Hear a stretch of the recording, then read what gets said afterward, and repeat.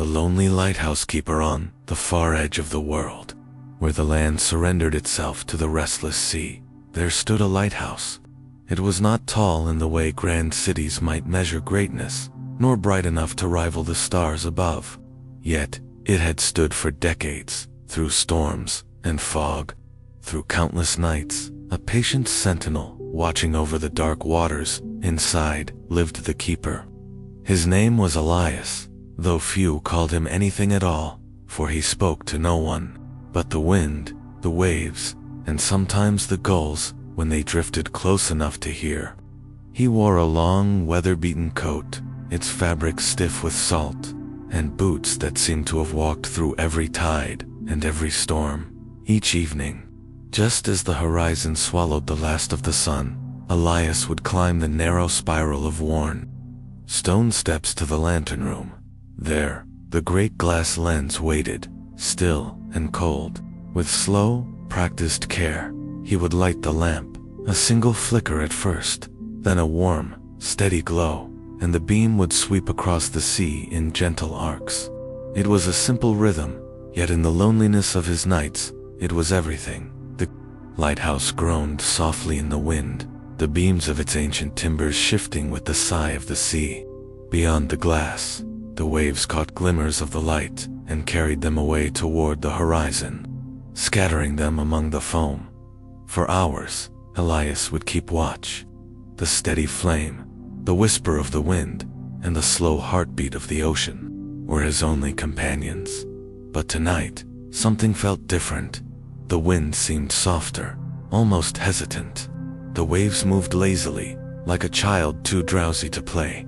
And though the light burned as it always did, there was a stillness in the air, a stillness that felt like the whole world was holding its breath.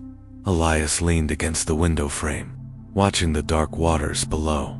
The lamp's gentle hum filled the silence. His eyelids, heavy from years of lonely vigil, began to sink far below the seaside again, as if to say, "It's all right." Rest and in the quiet, with only the waves to hear him, Elias whispered, "Maybe, just for a moment." The beam swept once more across the waters, and the night deepened. The lighthouse grows drowsy. The night crept further in, draping its velvet shadow over the sea. From the high lantern room, Elias watched the beam sweep its slow, measured arc, as it always had. Yet even the great light seemed different tonight, not weaker, exactly, but softer, gentler, as if it too was growing tired. The glass panes hummed faintly as the sea breeze curled through the tiny cracks. That sound had always kept Elias alert, a reminder of the endless work of the ocean. But now, it was like a lullaby. The hum was low, steady, almost like the deep breathing of a sleeping giant. Below, the old spiral staircase seemed to settle into the stones, no longer creaking under imaginary footsteps. The walls, with their pale flaking paint, felt warmer than usual, as though the lighthouse itself was curling in on itself, wrapping its sturdy frame against the cool night air. Elias rubbed his eyes. His logbook lay open beside the lamp, a half-written sentence trailing into a meaningless line where his pen had paused. The smell of warm oil from the lantern mixed with the salt air, creating a strange comfort, the kind of scent that made you want to sit down, close your eyes, and drift. He imagined the lighthouse as more than just stone and iron. Perhaps it had a heart, a slow, patient heartbeat that had guided ships for decades. Perhaps, just like him, it was allowed to feel weary after so many years of standing guard. The beam turned again, but this time, Elias thought it swayed just a little slower. He leaned back in the wooden chair, the rhythmic sweep of the light tracing across his closed eyelids. Somewhere deep within the thick walls, he swore he heard it, a long, contented sigh. Maybe, he thought, the lighthouse wanted to sleep too, and with that thought, the room seemed even warmer, the sea even softer, the night even quieter. The waves whispered against the rocks below, and the keeper began to drift. The lighthouse dreams. Elias didn't remember closing his eyes. One moment he was watching the slow rotation of the lantern's glow, and the next, the light itself seemed to swell and soften, spilling not across the sea, but into a hazy golden mist. The creak of the lighthouse stairway melted into the sound of slow waves, but these waves didn't crash. They rose and fell, like the gentle breath of something vast and ancient. The air was warmer here, not salty and sharp, but rich and sweet, like the scent of old parchment left in the sun. Elias looked down and found he was no longer in his wool coat. Instead, a soft linen tunic hung loosely on him, the kind worn by sailors long before his time. In the distance, the lighthouse itself stood on a small island, but not the one he knew. This one was taller, its stones new and unweathered, its lantern bright as the morning sun. The windows blinked like eyes, and the huge wooden door shifted slightly, as though the tower was stretching after a long nap. A deep voice, slow, patient, and rolling like the tide, spoke from somewhere inside the walls. I have watched them for so long, the ships, the storms, the nights, but oh, how quiet it is when they are far away. Elias stepped closer, his feet making no sound, on the warm, golden sand. You can speak?" he asked. The lighthouse gave a sound that might have been a chuckle, low and warm. When the world grows still enough, even stone has something to say. Elias felt no fear, only the same drowsy comfort that had pulled him under before. The waves behind him lapped in rhythm with the slow, turning beam, and somewhere, beyond the edge of the dream, he thought he heard the faint, real-world sound of the lantern upstairs, turning, slower, still. The lighthouse remembers Elias leaned against the smooth, warm stones of the dream lighthouse, and the tower's voice continued, each word drawn out like the tide sliding back into the sea. "I have stood here for centuries, little one, before you, before the ones who came before you. I have lit the way for countless sails, some tattered and weary, some proud and new, and I have seen the sea take as much as it gives." The light above rotated slowly, its beam spilling over an endless horizon. As the beam moved, the air shimmered, and in its glow, shapes began to appear. There a merchant ship, sails full, cutting through calm waters. Then a fishing boat, nets heavy with silver-scaled catch. And then a small vessel tossed in the dark by waves twice its height, its lantern flickering desperately against the night. The lighthouse's voice softened. I remember each one, not by their names, but by the sound of their sails in the wind, by the weight of their silence after they pass. Elias closed his eyes, letting the words wrap around him like a heavy blanket. The rhythm of the voice and the gentle hiss of the sea blurred together until it was hard to tell which was which. "There was a night," the lighthouse murmured, "when I almost let my light go dark, not from storm or damage, but from weariness." Elias opened his eyes again, watching the beams sweep across the water as though it too was remembering. But then, the tower paused, and the pause itself felt like the slow turn of the earth. A single, small fishing boat came into view, its lamp nearly gone, and I thought, not tonight, not while they still need me. The beam grew brighter for a moment, then dimmed back to its soft, golden rhythm. Elias felt his own eyelids heavy again, as though the lighthouse's memories were seeping into him, pulling him deeper. The sounds beyond the fog, the night wrapped itself around the lighthouse, like a thick wool blanket, muffling the world outside. Elias sat on the narrow bench by the window, his knees drawn up, listening to the gentle creak of the tower in the wind. At first, it was only the usual sounds, the soft hiss of waves against the rocks, the occasional flap of a nightbird's wings. But then, hidden deep within the fog, came something else, a faint hum, almost a song. It rose and fell like a lullaby, hummed from miles away, carried on threads of wind that slipped through the cracks of the old glass. Elias tilted his head, straining to hear. "Do you hear them?" the lighthouse asked, its voice low and secretive. "I think so," Elias whispered. It sounds like singing. The beam swept across the water, cutting a slow path through the mist. But the voices didn't fade. In fact, they grew clearer, gentle, wordless, and impossibly far away, yet somehow close enough to feel in his chest. "Not all who pass my light are made of wood and sail," the tower said. "Some belong to the sea itself. They sing when they are near, and I listen." The hum deepened, joined by a faint rhythmic tapping, like oars dipping into the water in perfect time. Elias imagined shapes moving beyond sight, shadowy figures in small boats, gliding silently through the fog. He shivered, though the air was warm from the lamp's glow. "Will we see them?" Elias asked. The lighthouse seemed to smile in its slow, steady turning. "Perhaps. But remember, not everything wishes to be seen. Sometimes, the song is all you are meant to carry with you."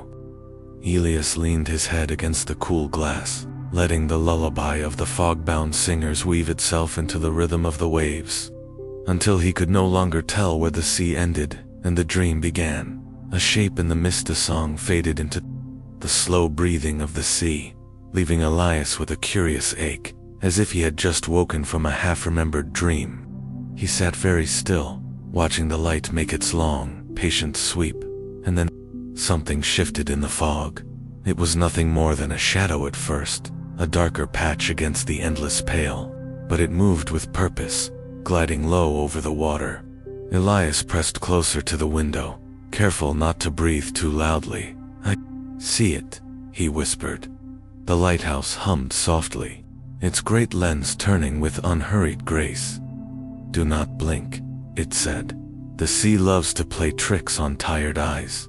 The shadow grew clearer, long and slender. It curved like the spine of some ancient sea creature. Elias's mind leaped to stories he'd read: sea serpents, ghost ships, wandering whales that carried lost sailors on their backs. A single lantern's glow appeared in the mist, swinging gently as though it hung from the bow of a small boat. For a moment, Elias thought he saw a figure standing beside it, cloaked, still, and impossibly tall. Then, as the beam of the lighthouse passed over it, the shadow melted away into the fog, leaving only ripples. Elias's heart thumped. Was it real? The lighthouse did not answer immediately. Instead, it let its light drift back toward the place where the shadow had been. The sea was empty now. "Some things," the tower said at last, "are real only for those who believe they've seen them. That is enough." Elias sank back onto the bench, his eyes still fixed on the fog, wondering if the sea would show him more before the night was over. Footsteps on the stairs, the fog outside pressed close to the windows now, so thick it seemed. The lighthouse floated in a world of soft, gray wool. Elias listened to the rhythm of the waves, slow and steady, like the heartbeat of the sea. He had just begun to relax when he heard it. Step creak, step creak. The sound was faint, but it came from within the lighthouse, from the winding wooden staircase that climbed up toward the lantern room. Elias froze, every muscle tense. He knew the truth. He was the only living soul here. "Lighthouse," he whispered. The great stone walls seemed to hold their breath. Only the faint hum of the turning lens answered him. The footsteps continued, unhurried and deliberate, as if whoever or whatever was climbing knew exactly where they were going. Elias thought of the shadow he had seen in the mist, and a chill crept over his skin. Then, halfway up the stairs, the sound stopped. The silence that followed was deep enough to hear his own pulse in his ears. Slowly, Elias stood and took a step toward the stairwell. The air there felt cooler, as if a draft had slipped through a door that should have been locked. "Is someone there?" he called softly. From far above, a gentle voice, not the lighthouse's, but something else entirely, drifted down. "You shouldn't be awake." Before Elias could speak, the sound faded, replaced once again by the quiet turning of the lantern. The footsteps never came down. Elias returned to his bench, heart still racing, wondering if the sea outside was the only mystery tonight. The climb to the lantern room. Elias waited, hoping the voice would return, but the lighthouse stood in solemn silence. Outside, the foghorn moaned a low, lonely sound that seemed to linger too long. Finally, curiosity overpowered fear. He lit a small brass lantern, its flame trembling with every step he took toward the spiral staircase. The wooden steps groaned beneath his boots, each creak echoing up into the tower's throat. Halfway up, the air changed. It was cooler here, tinged with the faint smell of salt and something else. Something like old paper and damp rope. The light from his lantern touched the stone walls, revealing faint chalk marks, circles, arrows, and numbers, as if someone had once kept secret records on these very stones. "Who's there?" Elias asked again, his voice swallowed by the narrow stairwell. No reply, only the distant whisper of the ocean below when he reached the top. The lantern room stood exactly as he had left it, the massive glass lens turning with patient grace, casting beams into the thick night. But in the reflection of one glass pane, he saw it, a figure tall, lean, draped in an oilskin coat dripping with seawater. The man's head was bowed, his hair wet and tangled, but his face, it was pale as the moon, eyes closed as if dreaming. Elias spun around, and there was no one there, only the soft hum of the light and the rhythmic sweep across the fog. But when he looked back into the reflection, the figure was still there, and this time, its eyes were open. Eyes in the glass. Elias froze, breath caught in his throat. The figure's eyes in the reflection were dark, almost bottomless, and yet familiar, as if he'd seen them before in a half-forgotten dream. They did not blink. They simply watched. He dared not turn around again. His fingers tightened around the lantern's handle until it squeaked in protest. The lens rotated slowly, its massive glass panels refracting the light into the fog. Each time the beam swept across the reflection, the figure's features seemed to shift, one moment older, the next impossibly young, then weathered like a man who had lived 1,000 storms. A low hum began to fill the lantern room, not from the machinery, but from somewhere deeper, a sound that resonated in Elias's chest and teeth. The smell of seawater thickened, as if the ocean itself had slipped inside. He whispered, barely audible, "What are you?" The figure's mouth moved, but no sound came. Instead, in the reflection, its pale hand lifted and pointed, not at Elias, but downward, down the staircase. Elias's stomach turned cold. He lowered his gaze to the glass floor grating beneath his boots and realized there were wet footprints leading away from him, down into the darkness of the tower. And they weren't his. The stairs below. Elias gripped the lantern tighter, its flickering glow barely stretching beyond the first few steps. The wet footprints glistened like black ink in the dim light, leading downward into the narrow, spiraling staircase. The air grew cooler with each step, and the hum from above faded, replaced by a hollow dripping sound that echoed far below. The stone walls were damp, slick beneath his fingertips as he trailed his hand along them for balance. Halfway down, the tower began to creak, as if shifting in its old age. Elias stopped, listening. The dripping continued. But then, underneath it, he heard something else. Breathing slow, steady, not his own. The footprints ended abruptly on the fourth landing. He raised the lantern and saw that the floor here was different. A hatch in the middle, with iron hinges rusted by years of salt air. A chain was looped loosely around the latch, not locked, just placed there, as if to discourage casual curiosity. His pulse quickened. "This wasn't here last week," he whispered. The breathing stopped.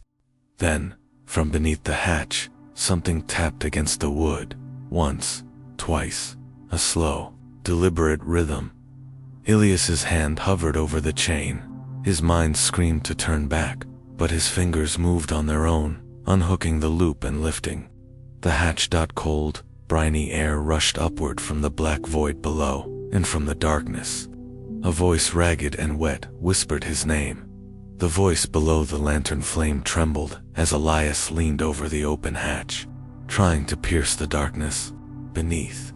The voice came again, clearer this time, yet impossibly distant, as though it traveled not through air, but through water. Elias. It was a low, rasping sound, full of bubbles and grit, like words spoken with a mouth full of seawater. Elias swallowed hard. "Who's there?"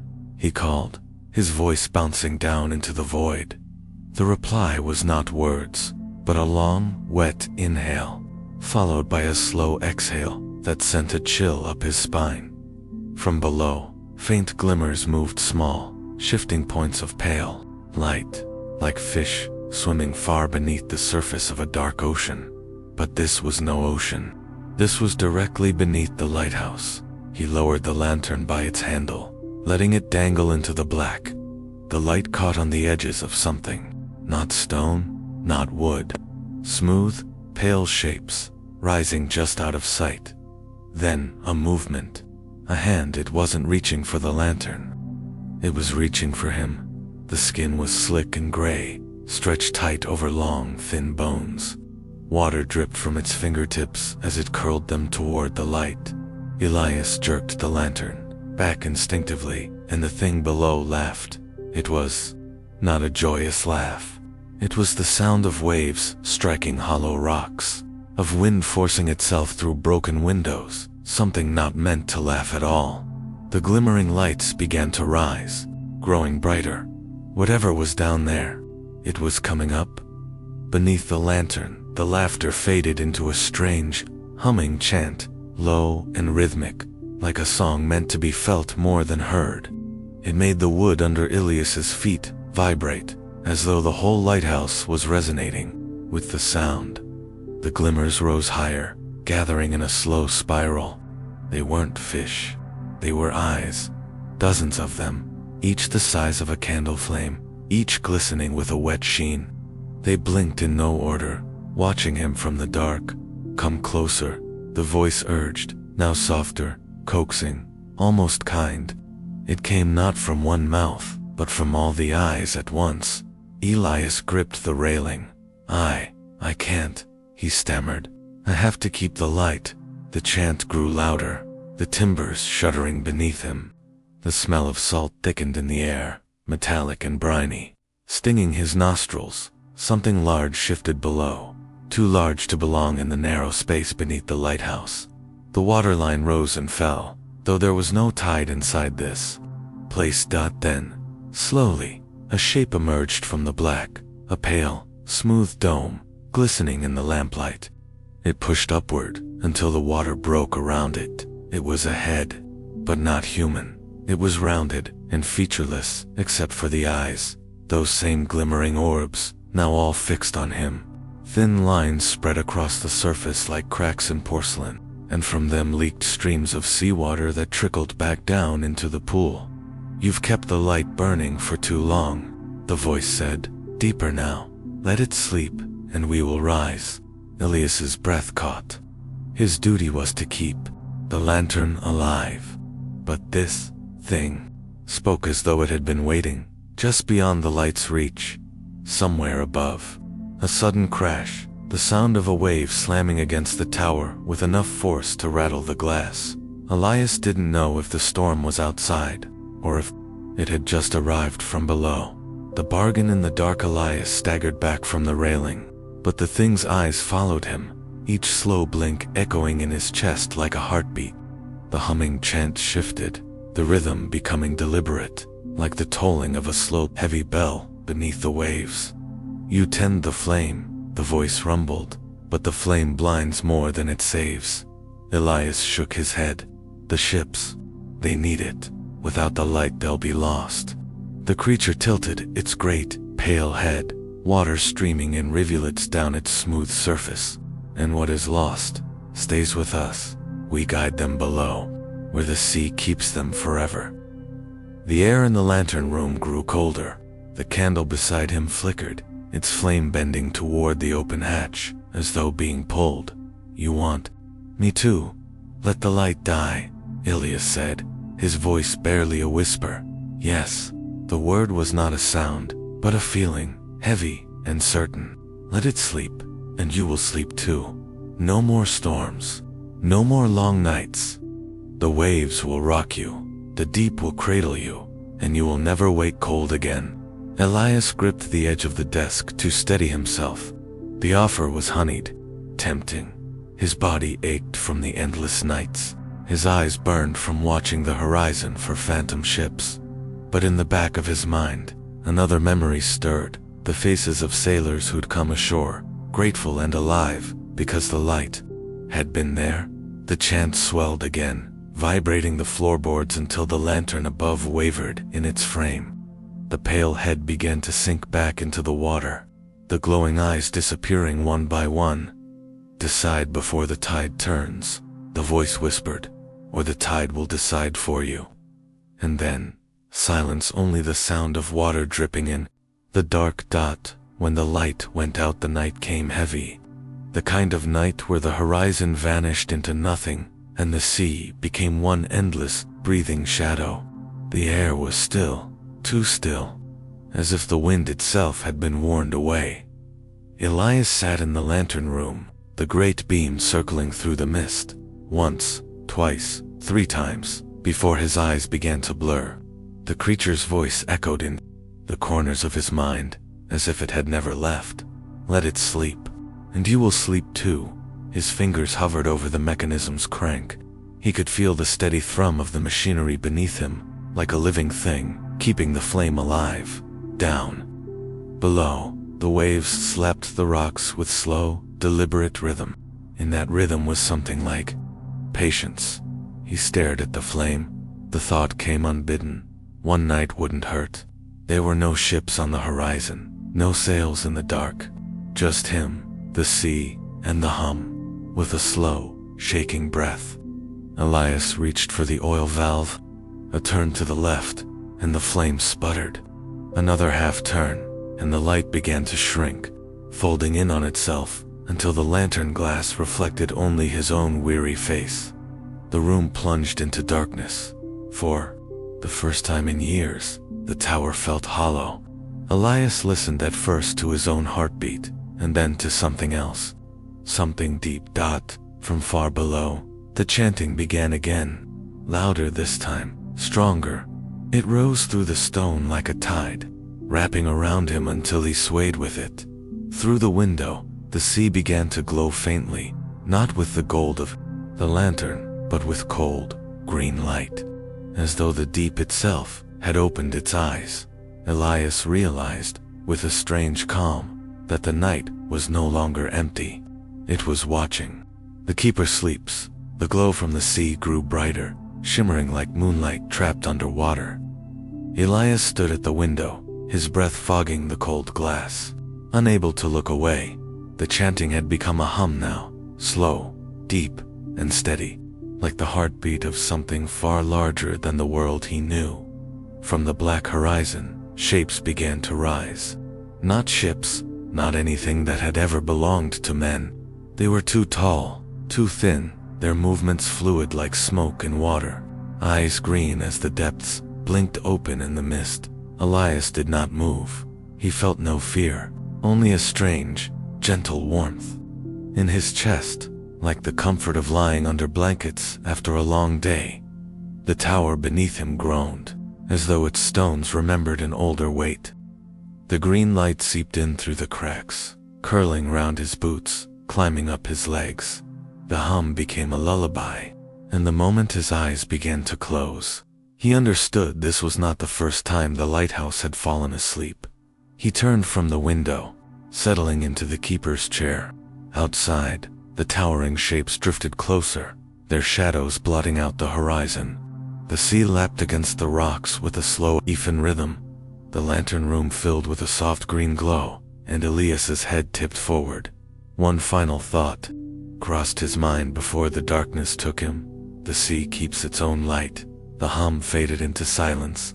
The lighthouse stood, dark against the endless night, and far below, the deep finally closed its eyes.